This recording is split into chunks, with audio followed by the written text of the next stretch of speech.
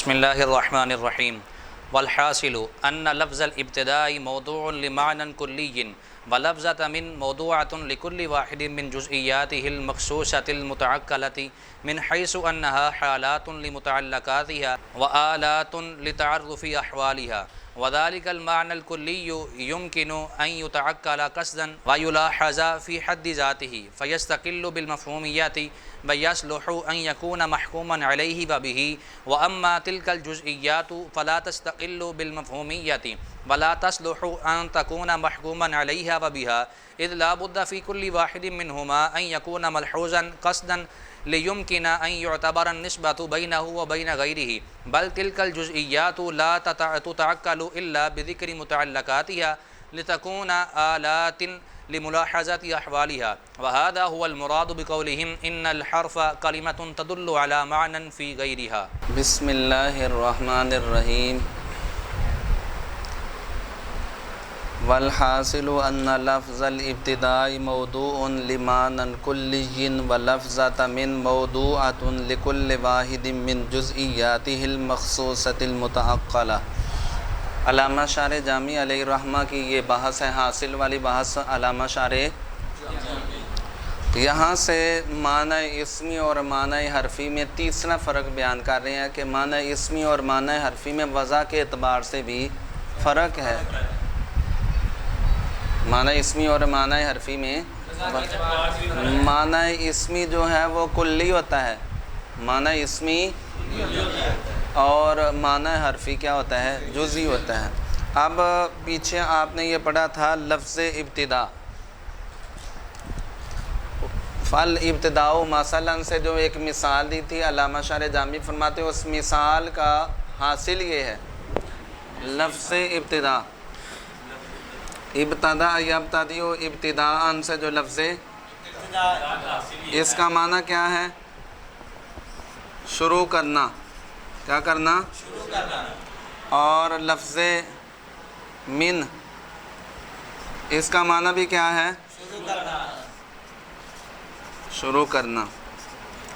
لیکن جو لفظ ابتدا ہے اسم ہے نا، اس کا معنی بھی شروع کرنا ہے، لفظ من کا معنی بھی شروع کرنا. لیکن دونوں میں فرق ہے، یہ ہے مطلقاً شروع کرنا. یہ معنی کلی ہے، مطلقاً شروع کرنا کسی بھی چیز کو کسی بھی جگہ یا زمانے سے، کسی بھی فعل کو. اور لفظ من کا معنی شروع کرنا یہ کیا ہے؟ خاص ہے. یہ معنی جزئی ہے، خاص فعل کو خاص جگہ سے شروع کرنا. سمجھ آ گئی کہ نہیں؟ اب مثال کے طور پر مطلقاً شروع کرنا، مطلقاً یہ معنی کیا ہوا؟ کلی. اور مختلف جزیاں بولیں، مختلف. مثال کے طور پر نمبر 1 یہ مٹائیں ذرا جی، یہ والا مٹا دیں. مطلقاً شروع کرنا یہ لفظ ابتدا کا معنی ہے، لفظ ابتدا کا معنی ہے. اور معنی اسمی ہے، معنی یہ ہے کلی. یہ کیا ہے؟ اس کے تحت جزیاں بولیں. نمبر 1 سیر کو شروع کرنا. کس کو؟ سیر کو شروع کرنا. نمبر 2 کھانے کو شروع کرنا. نمبر 3 سفر کو شروع. سیر اور سفر ایک ہی چیز ہے. نمبر 3 سونے کو شروع کرنا. نمبر 4 پڑھنے کو شروع کرنا. کس کو؟ پڑھنے کو شروع کرنا. اب یہ جو جزئیات ہیں، سیر کو شروع کرنا، کھانے کو، سونے کو، پڑھنے کو، ان کے لیے لفظ من موضوع ہے. لفظ جب آپ خاص جگہ سے خاص فعل کو شروع کریں گے، خاص فعل کو خاص، تو اس کے لیے لفظ من استعمال ہوگا. اس کے لیے کیا ہوگا؟ من لفظ. تو حاصل یہ ہے لفظ ابتدا موضوع معنی کلی کے لیے مطلقاً شروع کرنا، جہاں بھی کسی چیز کو شروع کرنا ہوگا وہاں یہ والا معنی پایا جائے گا، یہ والا معنی شروع کرنے والا معنی پایا جائے گا۔ تو یہ ہوا معنی کلی۔ اور پھر اس کی جو جزئیات ہیں، سیر کو شروع کرنا، جیسے انسان ہے اس کے تحت جزئیات ہیں، زید، عمر، بکر، خالد وغیرہ وغیرہ، اسی طرح یہ مطلقاً شروع کرنا، اس کے تحت یہ جو جزئیات ہیں، ان جزئیات کے لیے کون استعمال ہوگا؟ لفظ من استعمال ہوگا۔ تو حاصل یہ ہے جو لفظ من کا معنی شروع کرنا ہے یہ معنی جزئی ہے، اور لفظ ابتدا جو اسم ہے اس کا معنی شروع کرنا وہ کیا ہے؟ معنی کلی ہے۔ تو ان کے درمیان اس اعتبار سے بھی کیا ہوا؟ فرق ہو گیا۔ لہٰذا ان کا کہنا جو کہتے ہیں جی ان کے درمیان فرق نہیں ہے، معنی اسمی اور معنی حرفی میں، وہ بات درست نہیں ہے۔ اب دیکھیں کہہ رہے ہیں حاصل کس کا؟ فل ابتدا و مثلاً سے جو بیان کیا اس کا حاصل یہ ہے کہ بے شک لفظ ابتدا یہ موضوع ہے معنی کلی کے لیے، لفظ ابتدا موضوع کس کے لیے؟ اور لفظ من موضوع ہے اس معنی کلی کی، اس معنی یہ نیچے جو جزئیات ہیں اس معنی کلی کی، سیر کو شروع کرنا، کھانے کو شروع، سونے کو پڑھنا، تو لفظ جو من ہے یہ موضوع ہے اس معنی کلی کی جزئیات میں سے ہر جزئی کے لیے، جزئیات مخصوصہ متعقلہ میں سے ہر ایک کے لیے۔ یہ جزئیات ہے، جزئی ویسے ہوتی خاص ہے، سمجھ آئی؟ خاص فعل کو شروع کرنا خاص، ان جزئیات میں سے ہر جزئی کے لیے لفظ من جو ہے وہ موضوع ہے۔ ٹھیک ہے، آگے دیکھیں، اور لفظ من موضوع ہے اس معنی کلی کی جزئیات میں سے ہر جزئی کے لیے، جزئیات مخصوصہ متعقلہ میں سے ہر اس حیثیت سے، اس انہا بے شک وہ جزئیات وہ خاص چیز کو شروع کرنا، خاص سیر کو یا کھانے کو یا سونے یا پڑھنے کو، بے شک وہ جزئیات حالات ہیں، کیا ہیں؟ اپنے متعلقات کے لیے، واو عطف تفسیری کے لیے، اور آلات ہیں اپنے متعلقات کے احوال کو پہچاننے کا۔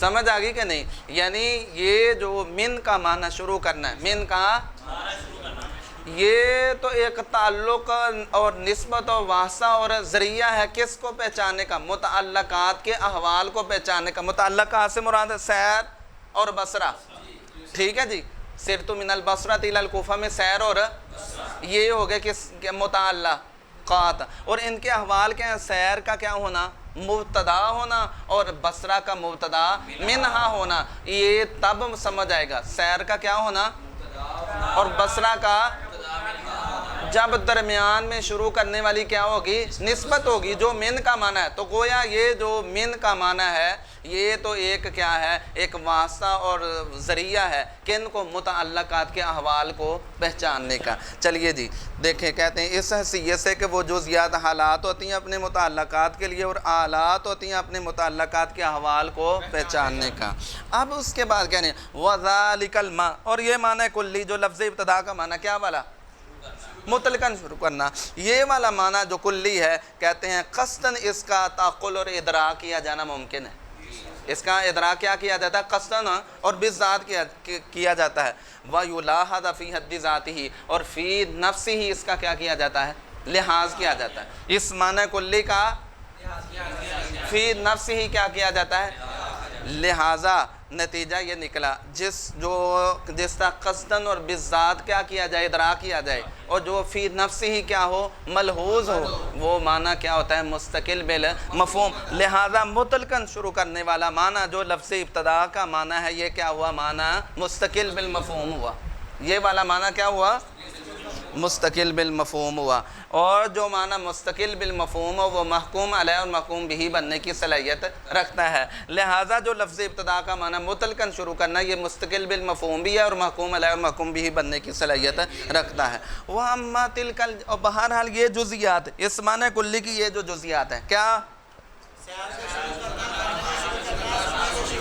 یہ جزئیات جو ہیں، یہ جزئیات جو ہیں یہ مستقل بالمفہوم نہیں ہیں، یہ مستقل بالمفہوم، یہ محکوم علیہ اور محکوم بہا بننے کی صلاحیت نہیں رکھتی. اذ لا بد فی کل واحد منہما ان یکون ملحوظا قصدا لیمکن ان یعتبر النسبۃ بینہ و بین غیرہ سے. علامہ شارح جامی دلیل دے رہی ہیں کہ یہ جزیات مستقل بالمفہوم نہیں ہیں، مستقل بالمفہوم لہٰذا یہ مستقل مفہوم نہیں ہے، محکوم علیہ اور محکوم بھی بننے کی صلاحیت نہیں رکھتی. اس بات دلیل دے رہے ہیں کہ یہ جزیات محکوم علیہ اور محکوم بھی بننے کی کیوں نہیں رکھتی. اس کی وجہ یہ ہے کہ جو محکوم علیہ اور محکوم بھی ہے نا، کیا ان کے درمیان نسبت کا ہونا ضروری ہے، ان کے درمیان، لہٰذا اس کے لیے ضروری ہے کہ وہ قصداً ملحوظ ہو. محکوم علیہ اور محکوم بھی کے درمیان کیا ہونا ضروری ہے؟ نسبت کا ہونا ضروری ہے. کیا ہونا ضروری ہے؟ جب نسبت کا ہونا ضروری ہے تو پھر یہ بات لازمی ہوئی کہ محکوم علیہ اور محکوم بھی میں سے ہر ایک کیا ہو؟ قصداً ملحوظ ہو. کیا ہو؟ قصداً اور بالذات ملحوظ ہو، تاکہ ان کے درمیان نسبت کا کیا جائے؟ اعتبار کیا جائے. جبکہ یہ جو جزیات ہیں یہ قصداً اور بالذات ملحوظ نہیں ہوتی. جب یہ قصداً اور بالذات ملحوظ نہیں ہوتی تو ان کے درمیان نسبت کا اعتبار کیا جانا بھی ممکن نہیں ہے. لہٰذا یہ محکوم علیہ اور محکوم بھی بنتی نہیں ہے. چلیے کریے ترجمہ. دیکھیں جی، اذ لا بد، اذ کیونکہ ضروری ہے، ان میں سے ہر ایک میں، محکوم علیہ سے ہر ایک میں یہ ضروری ہے کہ وہ قصداً ملحوظ ہو. قصداً اس لیے کہ ان کے درمیان اور غیر کے درمیان نسبت کا اعتبار کیا جانا کیا ہو؟ ممکن ہو. ممکن ہو. کہتے ہیں بل تلک الجزیات، بلکہ یہ جزیات، بلکہ اس معنی کلی کی یہ جزیات، جیسے انسان کلی اس کے تحت زید امر بکر جزیات، یہ جزیات جو ہیں لا تتعلق تتعقل، لا ان کا ادراک کیا نہیں جا سکتا مگر الا بذکر مگر جب تک اب سیر کو اور بصرہ کو ذکر من کا شروع کرنے والا معنی سمجھ آگی کہ نہیں. تو اس طرح یہ جو جزئیات ہیں یہ اپنے متعلقات کی کیا ہیں؟ محتاج ہیں خاص فعل کی اور خاص جگہ یا زمانے کی. جب تک آپ خاص فعل کو، خاص جگہ یا زمانے کو ذکر نہیں کریں گے معنی سمجھ نہیں آئے گا. چلیے جی، بلکہ یہ جزئیات لا تتعقل، ان کا ادراک نہیں کیا جا سکتا مگر متعلقات کو، خاص متعلقات کو ذکر کرنے کے ساتھ. اس لیے کہ یہ جزیات آلات ہوتی ہیں، یہ جزیات واسطہ، ربط اور ذریعہ ہوتی ہیں. کس کا؟ اپنے متعلقات کے احوال کو پہچاننے کا. تو جب تک وہ متعلقات نہیں ہوں گے، سیر اور بصرہ، تو یہ جزیات جو ہیں یہ ان کا بھی ادراک ہو سکتا نہیں ہے. سمجھ آگئی جی؟ وَهَذَا هُوَ الْمُرَادُ بِقَوْلِهِمْ وَهَذَا هُوَ الْمُرَادُ ان الحرف کلمۃ تدل علی معنی فی. کہہ رہے ہیں یہی مراد ہے نحویوں کے اس قول کی کہ حرف وہ کلمہ ہے جو ایسے معنی پر دلالت کرتا ہے جو معنی حرف اس کے غیر میں ہوتا ہے. جو معنی کیا مطلب؟ اس کا قطعاً یہ مطلب نہیں کہ حرف کا معنی غیر کا مدلول ہوتا ہے اور غیر میں پایا جاتا ہے. اس کا مطلب قطعاً یہ نہیں ہے کہ حرف کا معنی کسی اور کا مدلول ہوتا ہے، حرف کا نہیں، بلکہ یہ مطلب نہیں ہے. یہ مطلب ہے کہ حرف کا جو معنی ہے، حرف کا وہ غیر کے اعتبار سے حاصل ہوتا ہے. غیر سے مراد متعلق ہے، یعنی حرف کا جو معنی ہے متعلق کو ذکر کیے بغیر سمجھ نہیں آتا. یہ ہے معنی فی غیری کا مطلب کہ حرف کا معنی کس کے اعتبار سے معتبر ہوتا ہے؟ غیر کے اعتبار سے. غیر سے مراد کیا ہے؟ متعلق.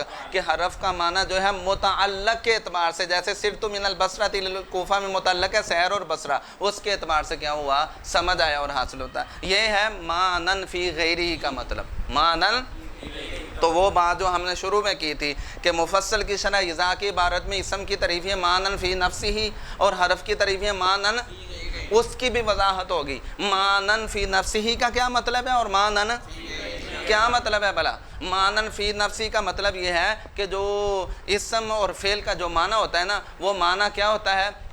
قصدن اور بالذات ملحوظ ہوتا ہے، وہ مدرک بالقصد ہوتا ہے، وہ ملحوظ فی ذاتی ہی ہوتا ہے، وہ مقوم علیہ اور مقوم بھی بننے کی صلاحیت رکھتا ہے، اور وہ معنی مستقل بالمفہوم ہوتا ہے۔ جو ہی اسم اور فعل کو بول لیں تو ذہن فوراً ان کے معنی کی طرف کیا کر جاتا ہے۔ لیکن فعل کا معنی جو ہے وہ غیر میں حاصل ہونے کا مطلب یہ ہے کہ فعل کا معنی متعلقات کو ذکر کیے بغیر سمجھ نہیں آتا، یہ معنی قصدن اور بذات مدرک نہیں ہوتا، ملحوظ فی ذاتی ہی نہیں ہوتا، یہ مقوم علیہ اور مقوم بھی بننے کی صلاحیت نہیں رکھتا، یہ معنی مستقل بالمفہوم نہیں ہوتا۔ سمجھ آئی؟ یہ حرف کو بولیں تو حرف کو بولنے سے ذہن اس معنی کی طرف فوراً سبقت نہیں کرتا جب تک کہ متعلقات کو ذکر نہ کریں۔ یہ ہے مانن فی غیری کا مطلب، یہ ہے مانن۔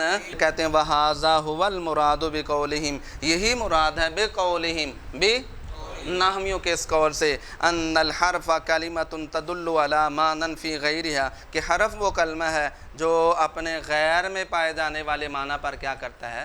دلالت کرتا ہے۔